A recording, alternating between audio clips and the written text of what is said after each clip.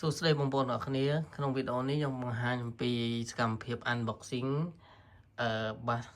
Zilot S888 ហើយនេះមុនពេល unboxing ខ្ញុំបង្ហាញអំពីmicrophone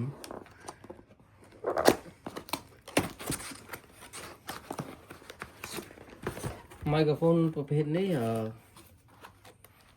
មានពីរគ្រាប់ពីដើមហើយវាមានសូមការពារខាងក្រៅនេះហើយនឹងមានដងកម្ដៅនេះជួរកម្ដៅហើយវាមាន receiver អញ្ចឹងប្រភេទនេះបើសិនជាបងប្អូនចង់កម្មង់មកគូនឹងតម្លៃត្រឹមតែនៅប្រទេសជប៉ុនតម្លៃត្រឹមតែ 7,000 ចេនតែប៉ុណ្ណោះអូខេអញ្ចឹងឥឡូវយើងចូលទៅកាន់បាសរបស់យើងវិញ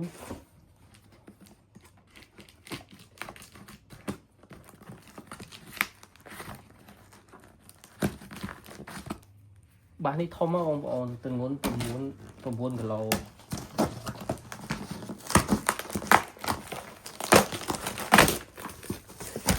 អូខេចុងយើងដកវាចេញមកតង់ទៀតវ៉ាវសូម្បីតែប្រអប់ការវិខ្ចប់របស់វាក៏មានអារម្មណ៍ថាស្អាតប៉ុណ្ណាត់ចឹងនេះគឺជារូបរាងបាស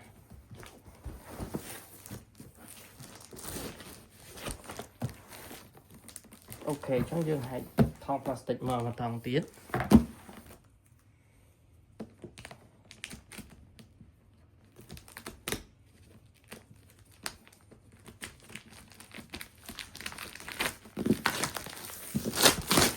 ចឹងចំពោះបាសនេះបងប្អូននៅប្រទេសជប៉ុន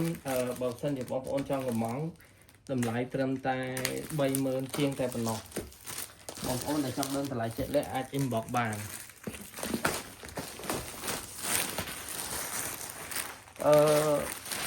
ចំពោះ speaker Bluetooth មួយនេះបាស Bluetooth មួយនេះបញ្ជាក់ផងដែរថារូបរាងស្តៀង Boombox 3ប៉ុន្តែកម្លាំងបាសរបស់វាធំជាង Boombox 3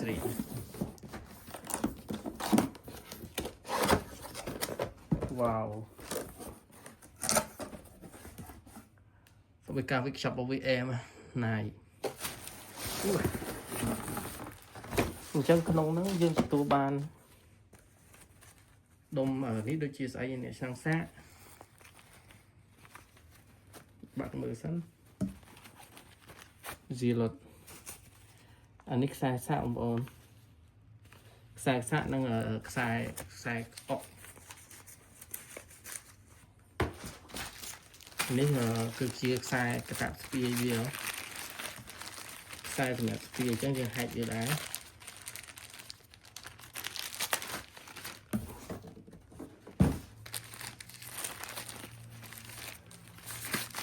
វ៉ាវជូត Zilot ជូតមែនតើ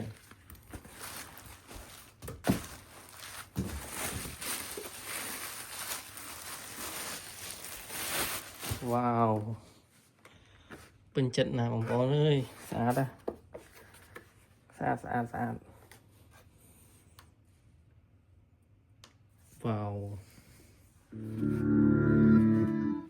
វ៉ាវសំឡេងរបស់វាអេមែនតើបងប្អូនអើយ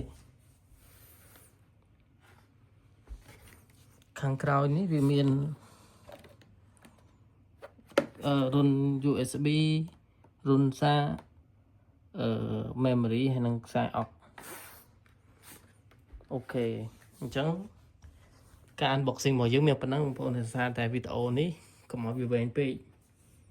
អញ្ចឹងយើងចាំតេស្តសំឡេងនៅពេលក្រោយ